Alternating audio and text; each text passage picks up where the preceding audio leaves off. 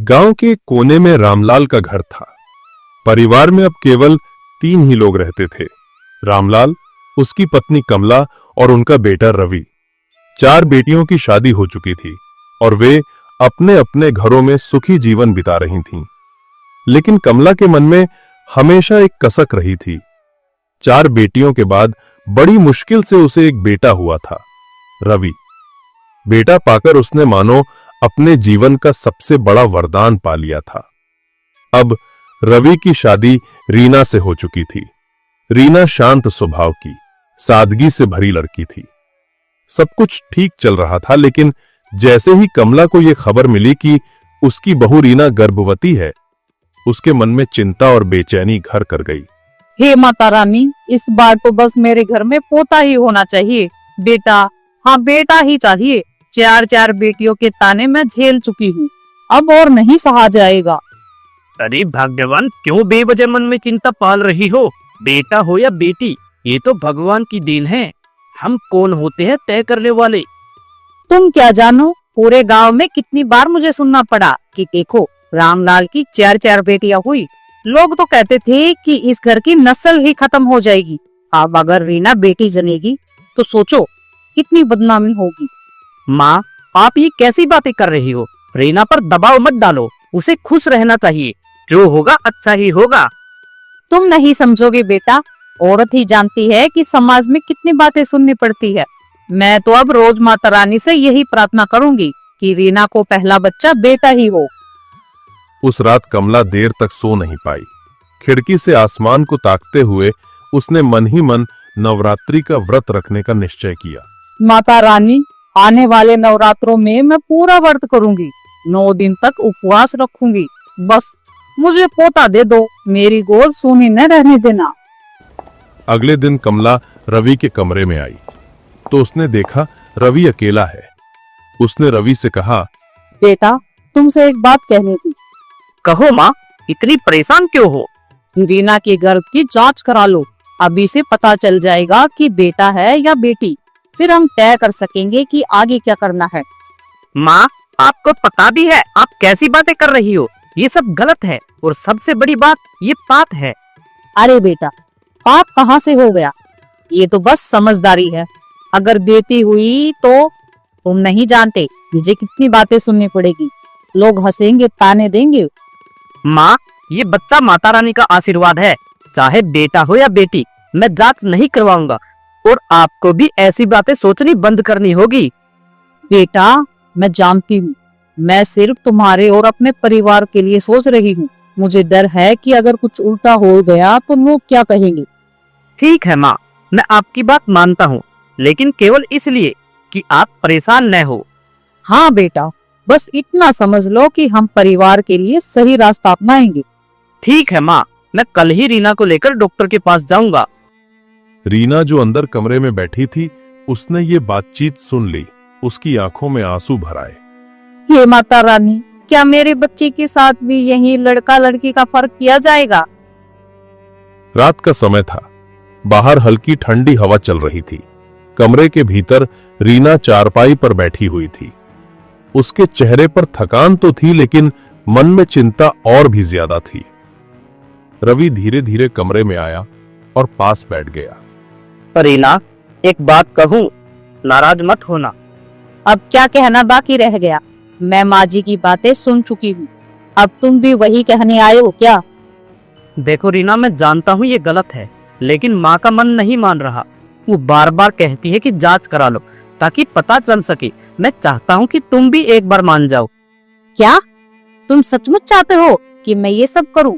तुम्हें लगता है कि मेरे पेट में पल रहे बच्चे की कीमत सिर्फ इसलिए है जो कि वो लड़का होगा या लड़की?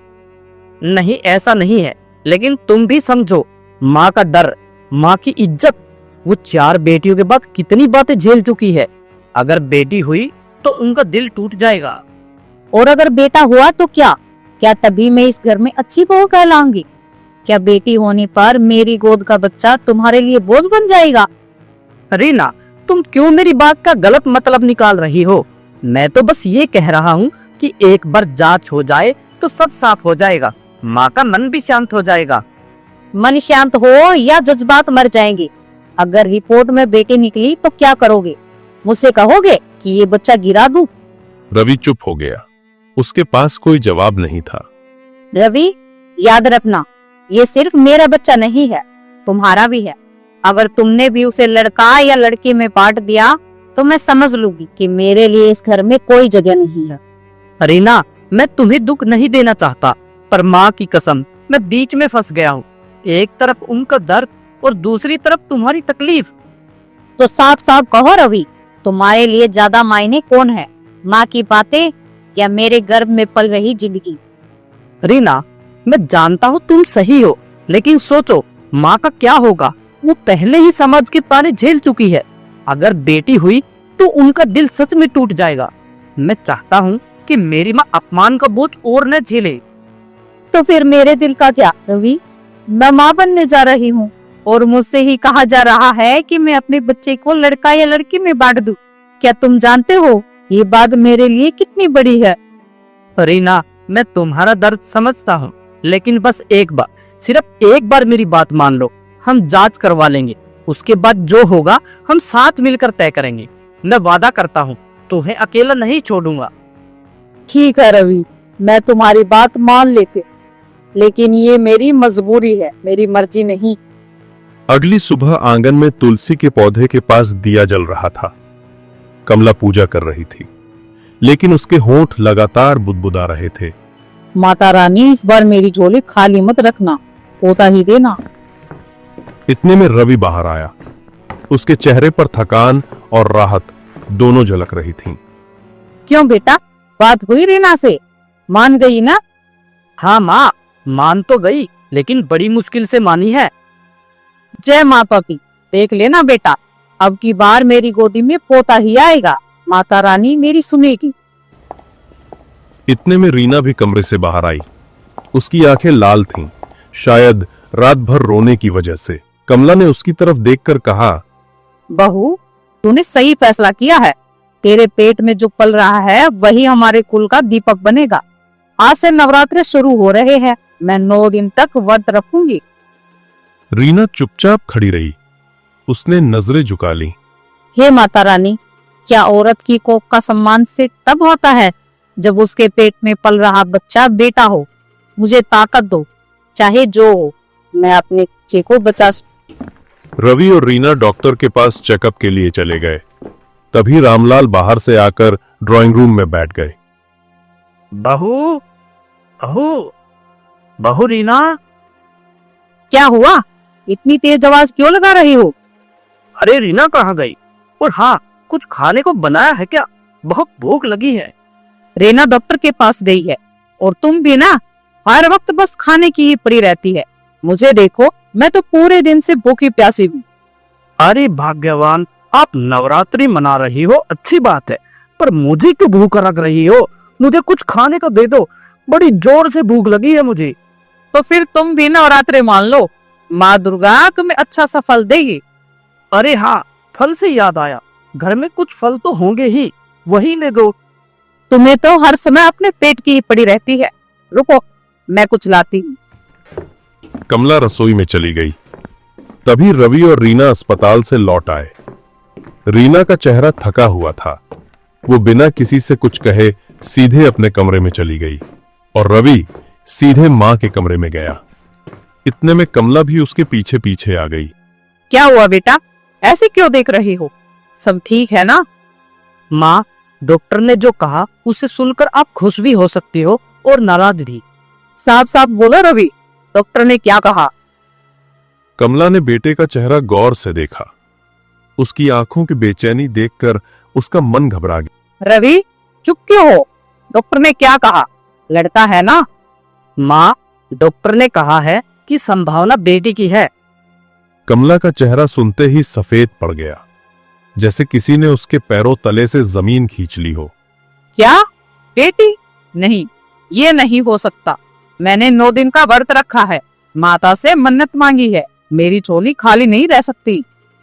माँ, सच यही है कि बेटी होगी, और मैं साफ कह रहा हूँ, चाहे कुछ भी हो जाए, ये बच्चा इस घर में जन्म लेगा। रवि, तू पागल हो गया क्या?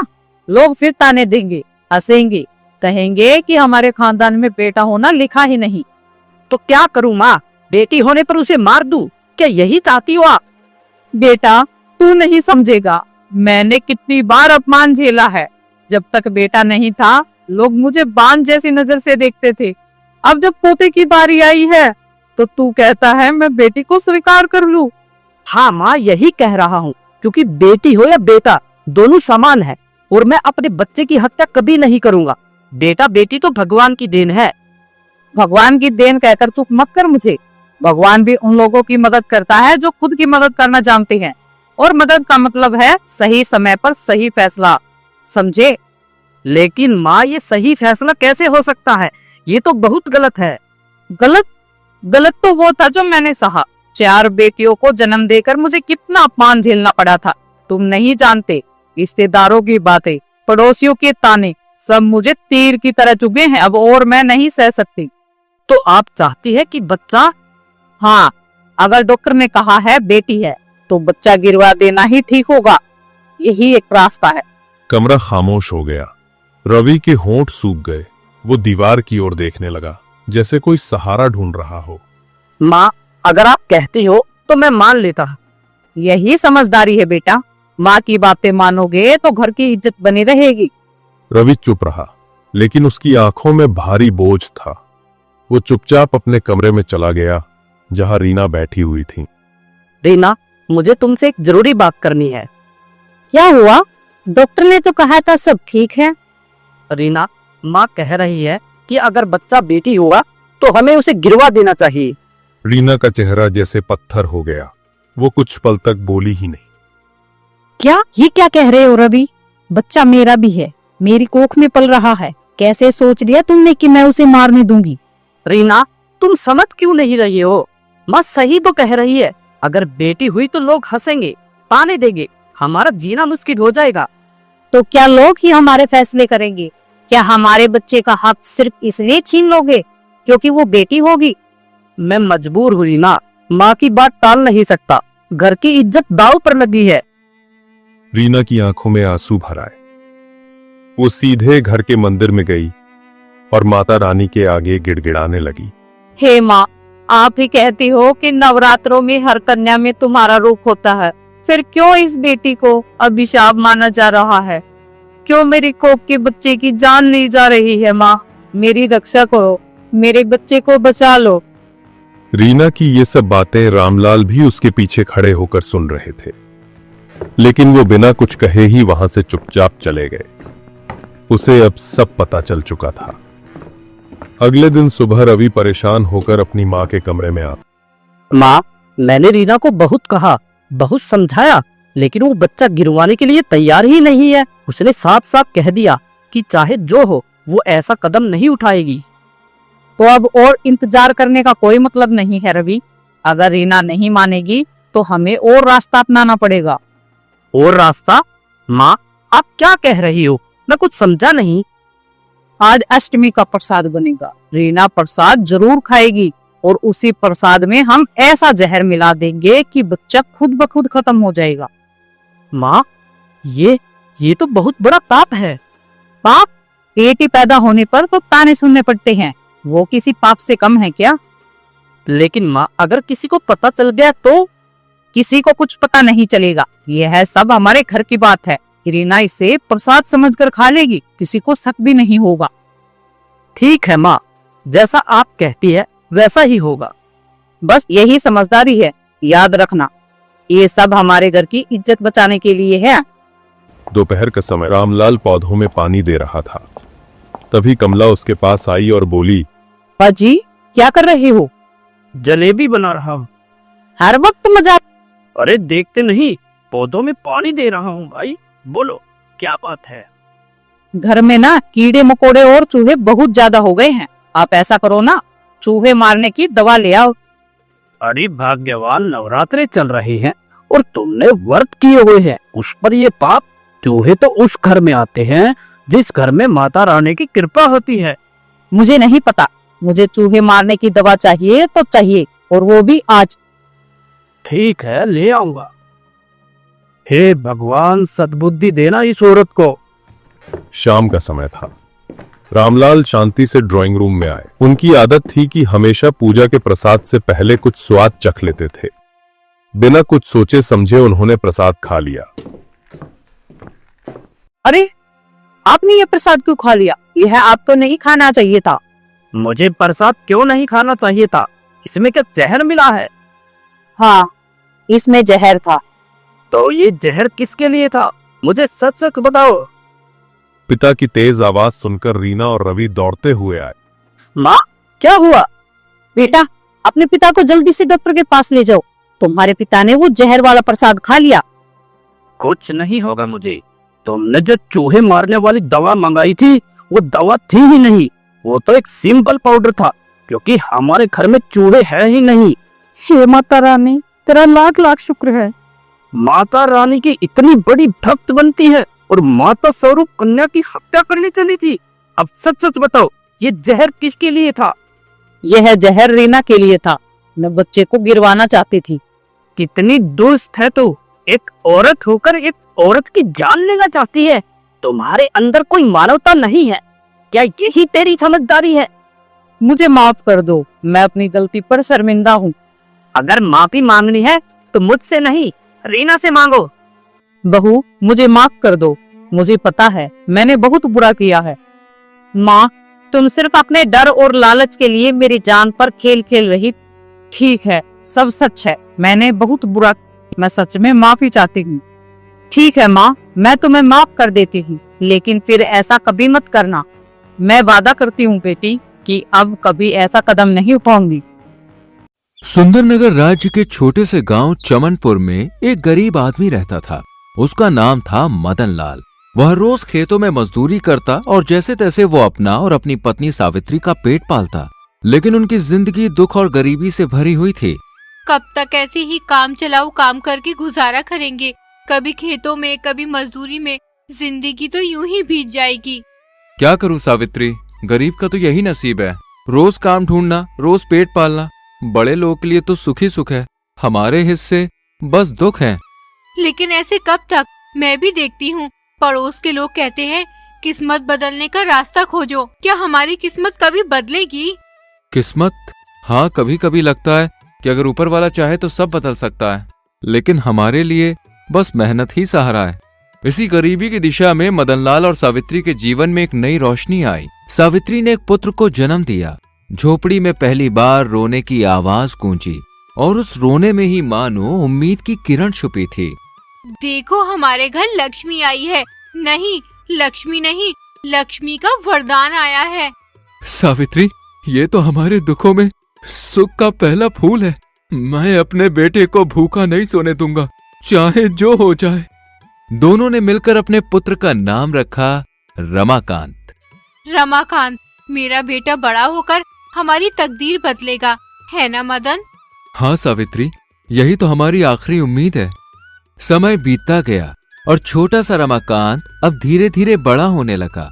एक दिन सावित्री ने मदनलाल से कहा, सुनो जी, पहले हम 2 थे, तभी घर का गुजारा मुश्किल से चलता था। अब भगवान की दया से हम 3 हो गए हैं, इसलिए मैंने एक बात सोची है। क्या बात सोची है तुमने सावित्री? आज से खेत खलियानों में मैं भी मजदूरी करने जाया करूंगी। ये सुनकर मदनलाल का चेहरा उदासी से भर गया। वो सावित्री को देखता ही रह गया। सावित्री, मैं तुम्हें कुछ भी सुख ना दे पाया। आज तक तुम्हें बस तकलीफ ही मिली। अरे, दुखी क्यों होते हो जी? सुख दुख तो जीवन में आते ही रहते हैं। और फिर हम एक गाड़ी के 2 पहिए हैं, दोनों को बराबर चलना चाहिए, तभी गृहस्थी की गाड़ी सही ढंग से चल पाएगी। तुम ठीक कह रही हो सावित्री। उस दिन के बाद से सावित्री भी खेतों में मजदूरी करने जाने लगी। अब दोनों पति पत्नी जीवन संघर्ष में कंधे से कंधा मिलाकर खड़े थे। कुछ वर्ष इसी तरह बीत गए। मदनलाल और सावित्री रोज खेत खलिहानों में मेहनत करते। कभी पेट भर जाता तो कभी भूखा सोना पड़ता। सावित्री, ये सब हमारे पूर्व जन्मों के पापों का फल है। 12 वर्षों में तो कूड़े के ढेर के भी दिन फिर जाते हैं। फिर हमने ऐसा कौन सा पाप किया है जो ये गरीबी हमसे चिपक कर ही रह गई है? शायद ये पाप पुण्य की बात नहीं है, ये तो समय की मार है। भगवान जब चाहेगा हमारी दशा बदलेगी, तब तक हमें हिम्मत नहीं हारनी चाहिए। उस रात थका हारा मदनलाल जब अपने बेटे और पत्नी के पास लेटा तो उसे एक अद्भुत सपना आया। सपने में देवी सरस्वती प्रकट हुई। मदन लाल, तेरा बेटा बड़ा हो गया है, तू इसे पढ़ाता क्यों नहीं है? हे माँ, आप तो मेरी आर्थिक परिस्थितियों से भली भांति अवगत होंगी। गरीबी ने तो हमारे जीवन को जकड़ रखा है। ऐसी कठिन परिस्थितियों में मैं रमाकांत को पढ़ा भी कैसे सकता हूँ? कुछ भी करो मदन लाल, अपना तन पेट काटो, भूखे रहो, पर अपने बेटे को पढ़ाओ। याद रखो, उसे पढ़ाने पर ही तुम्हारे दुखों का अंत होगा और तुम्हारी गरीबी दूर होगी। देवी के शब्द मानो मदनलाल के हृदय में अंकित हो गए। उसने सर झुका दिया और आंखों से आंसू बह निकले। माँ, आपके आदेश को मैं अपने जीवन का धर्म मानूंगा, चाहे कुछ भी हो, मैं रमाकांत को पढ़ाऊंगा। इतना कहते ही सपना टूट गया, लेकिन उसके मन में अब एक नई ज्वाला जल चुकी थी। सुबह का समय था। मदनलाल रात में देखे गए सपने के बारे में सोच रहा था। आखिर उसने साहस करके सावित्री को सब कुछ बता दिया। सावित्री, कल रात देवी सरस्वती मेरे सपने में आई थी। उन्होंने कहा कि रमाकांत को पढ़ाना ही होगा, तभी हमारी गरीबी दूर होगी। सुनो जी, तुम रमाकांत को लेकर आज ही विशाखा नगरी चले जाओ। विशाखा नगरी? हाँ, वहाँ चैतन्य नाम के विद्वान रहते हैं। शिक्षा जगत में उनका बड़ा नाम है। रमाकांत को विद्या अध्ययन हेतु उनके पास ही ले जाओ। सावित्री, इस काम के लिए तो बहुत अधिक धन की आवश्यकता होगी। कहाँ से आएगा वो धन? इसके लिए तो आप जमुना दास के पास चले जाओ। जमुना दास के पास? वही महाजन? हाँ, ले देकर गांव में वही तो एक महाजन है। रमाकांत की शिक्षा हेतु उनसे कर्ज ले लो। सावित्री, जमुना दास अत्याचारी महाजन है। वो गरीबों का शोषण करता है, बहुत ज्यादा ब्याज पर कर्ज देता है और समय पर उधार न चुकाने पर तो बेहद क्रूर हो जाता है।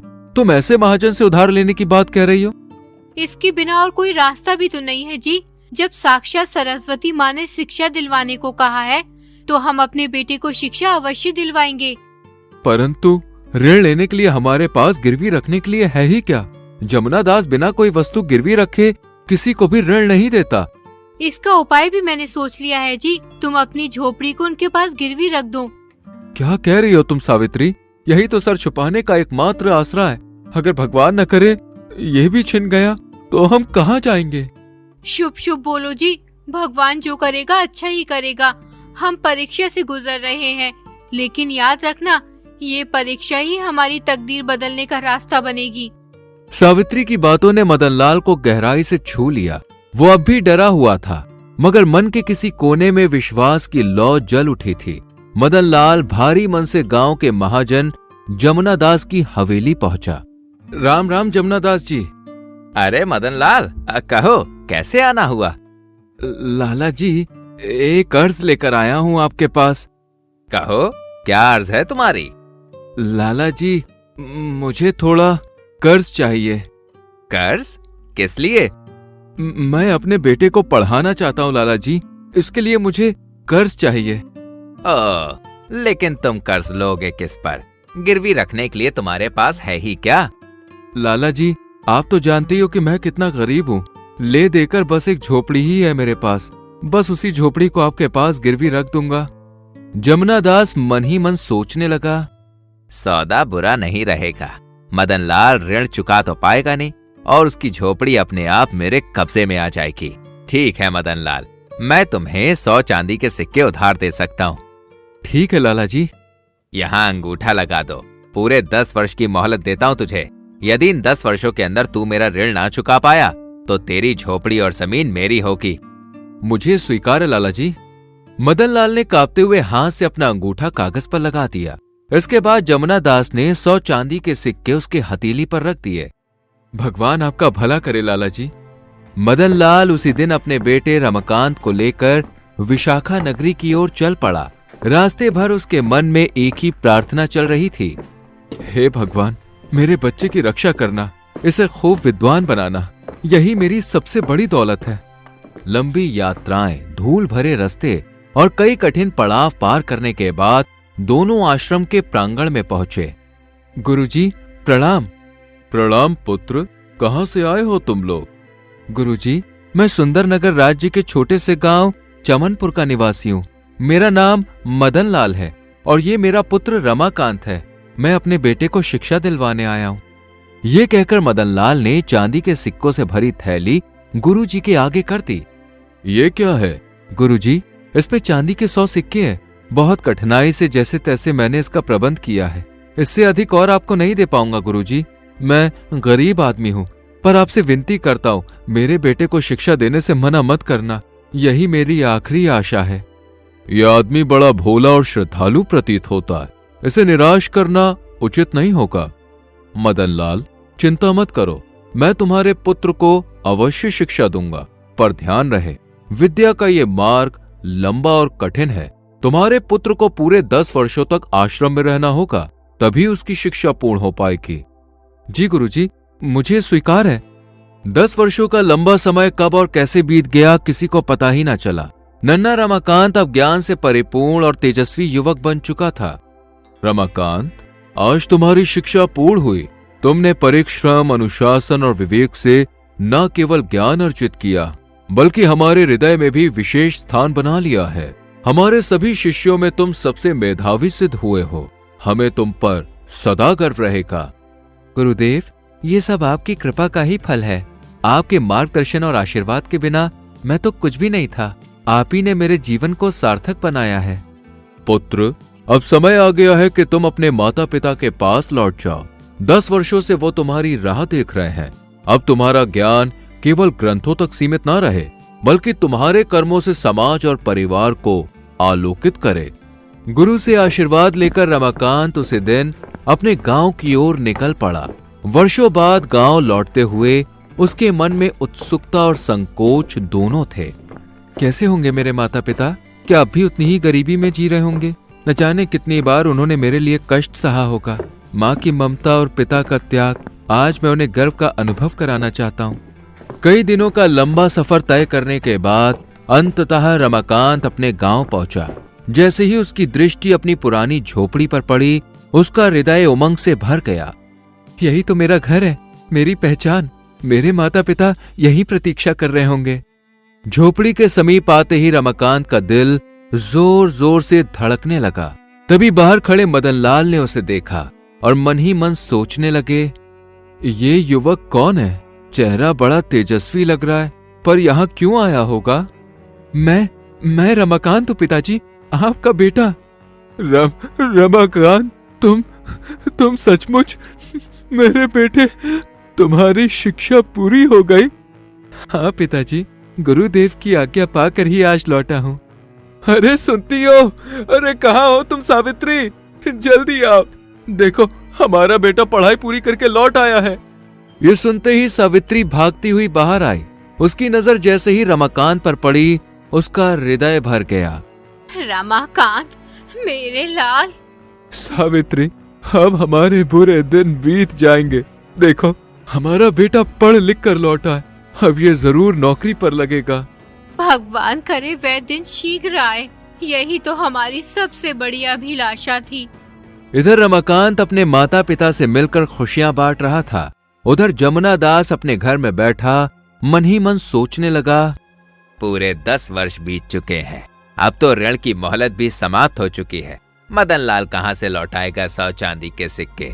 अब उसकी झोपड़ी और जमीन मेरी हुई। चलो आज ही जाकर तकादा करता हूँ। जब जमुना दास झोपड़ी के बाहर पहुंचा तो वहां उसे रमाकांत दिखाई दिया। जमुना दास उसे देखकर सोचने लगा, लगता है मदनलाल का लड़का पढ़ाई पूरी करके लौट आया है। वो रमाकांत के पास गया और बोला, तुम रमाकांत हो? अरे आप जमुना दास? ओह, भूले नहीं तुम मुझे। लाला, तुम भी कोई भला भूलने की चीज हो? कहो कैसे आए? तुम्हारे माता पिता कहाँ हैं? जमुना दास का सवाल सुनते ही रमाकांत कुछ देर चुप रहा। बताते क्यों नहीं? तुम्हारे माता पिता कहाँ हैं? सुनो लाला, मेरे पिताजी जिंदा पेड़ों को काटने और मुर्दा पेड़ों को लगाने गए हैं। क्या? हाँ, और मेरी माँ हवा बेचने और चांदी खरीदने गई हुई है। लगता है ये लड़का जरूरत से ज्यादा ही पढ़ लिख गया है, मुझे मूर्ख बना रहा है। रमाकांत, कैसी ऊटपटांग बातें कर रहे हो? मैंने जो पूछा उसका सीधा जवाब दो। पर रमाकांत ने वही जवाब दोहराया। इससे जमुना दास खींच गया। सुनो, तुम्हारे पिताजी ने 10 साल पहले ये झोपड़ी गिरवी रखकर मुझसे 500 चांदी के सिक्के उधार लिए थे और अब तक लौटाए नहीं है। आज मैं अपने सिक्के लेने आया हूँ। लेकिन अगर तुम सच सच बता दो कि तुम्हारे माता पिता कहाँ हैं, तो मैं सिक्के वापस नहीं मांगूंगा। यानी आप कर्ज माफ कर दोगे? हाँ बिल्कुल। लेकिन मैं आपकी बात पर विश्वास कैसे करूं? मैं पृथ्वी और आकाश को साक्षी बनाकर वादा करता हूं। लाला, ये पृथ्वी और आकाश बोल नहीं सकते, इन्हें साक्षी नहीं बनाया जा सकता। अगर आप किसी जीवित प्राणी को साक्षी बनाओगे तभी मैं मानूंगा। जमुना दास कुछ देर सोचता है, तभी उसकी नजर झोपड़ी पर बैठी एक तितली पर पड़ती है। ठीक है, उस तितली को साक्षी मानकर वादा करता हूं कि अगर तुम अपने माता पिता का पता बता दोगे तो मैं तुम्हारे पिता का उधार माफ कर दूंगा। ये हुई ना बात लाला। अब सुनो, मैंने कहा था पिताजी जिंदा पेड़ों को काटने और मुर्दा पेड़ों को लगाने गए। मतलब ये कि वो पेड़ काटकर किसी मकान के सामने बाड़ लगाने गए। ओह, तो ये मतलब था तुम्हारा। और मैंने कहा था कि माँ हवा बेचने और चांदी खरीदने गई हैं। मतलब वो पंखे बेचने और उस पैसे से तेल खरीदने गई हैं ताकि घर में चांदी जैसा प्रकाश जल सके। जमुना दास उसकी बुद्धिमानी पर हक्का बक्का रह गया। तुम तो सचमुच बहुत बुद्धिमान हो रमाकांत। अब मैं चलता हूं। जमुना दास के जाते ही रमाकांत मन ही मन मुस्कुराने लगा। लाला, तूने अब तक बहुत भोले भाले और गरीब लोग को फंसाया है। देखना अब तू खुद मेरे जाल में कैसे फंसता है। शाम को जब मदनलाल और सावित्री घर लौटे तो रमाकांत दौड़कर उनके पास आया। पिताजी, जमुना दास आया था। ओह सावित्री, अब क्या होगा? पिताजी, आप घबराइए मत, मैं आ गया हूं। उस जमाखोर लाला से मैं निपट लूंगा। लेकिन बेटा, कैसे? लाला बहुत ही चालाक है। पिताजी घबराओ मत, ईश्वर जो चाहेगा वही होगा और वो सदैव ठीक ही करेगा। अगले दिन सुबह जमुना दास फिर से धमकता हुआ घर पहुंच गया। उस समय भी रमाकांत ही घर पर मौजूद था। लाला, आज कैसे आना हुआ? अपना उधार मांगने आया हूं। कहाँ है तुम्हारे माता पिता? लाला, कौन सा उधार? वही उधार जिसे तुमने कल खुद माफ किया था। कब माफ किया था? तुम झूठ बोल रहे हो। लाला, बात को पलटो मत। जब कर्ज माफ हो चुका है तो उसे लौटाने का प्रश्न ही नहीं उठता।